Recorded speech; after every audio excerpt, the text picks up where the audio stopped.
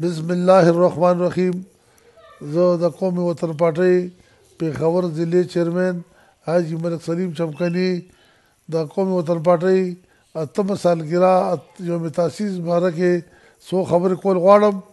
رونو پښتنو، زه د پښتونخوا ټولو پښتنو ته دا اپیل کوم چې راځئ چې یو شو او موږ په قومي وطن پارټۍ کې شمولیت وکړو او د قومي وطن پارټۍ د جنډې د لاندې د آفتاب احمد خان شیرپو مټې مضبوطې کړو، ځکه چې د پښتنو دپاره د شیرپو خاندان قربانۍ لا زوال دي. د پښتونخوا دپاره چې کوم جدوجہد د شیرپو خاندان دی، که هغه په مرکز کې او که په صوبه کې، نو هغه هر ځای کې د صوبې دپاره حق غوښتی دی او د پښتونخوا دپاره اواز اوچتوي او هغه دا وایي چې پښتون قوم هم مړ شو هم پړ شو، پښتنو باندې چې کوم دی الزامات هم لګی دی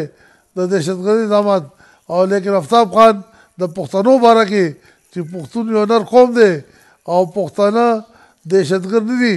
پښتانه د دې ملک معماران قوم دی، معماران دي د دې ملک په ازادۍ کې د پښتنو ډېر لوی رول دی. دا آفتاب خان مټې مضبوطې کړو او د سکندر خان مټې مضبوطې کړو، قومي وطن پارټۍ کې شمولیت وکړو چې دا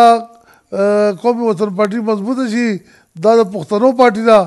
او دې سره زموږ ډېر د پښتنو نن چې د پښتنو نظر دی چې یاره د پښتنو لیډر نو صرف او صرف آفتاب احمد خان شیرپو دی او آفتاب احمد خان شیرپو واحد داسې لیډر دی چې په هغه ټول پښتانه برپور اعتماد هم کوي، نو د هغه پارټۍ کې شاملېدل پکار دي او موږ دا یو نر لیډر دی. موږ د قومي وطن پارټۍ کې زه ټول پښتنو ته دا اپیل کوم چې هغه دې جوک تر جوک په قومي وطن پارټۍ کې شامل شي او د آفتاب احمد خان شیرپو مټې مضبوطې کړي چې دا د پښتنو پارټي ده، دا د پښتونخوا واحده پارټي داسې ده چې دا د پښتنو چې کوم مشکلات دي نو هغه حل کولی شي. والسلام.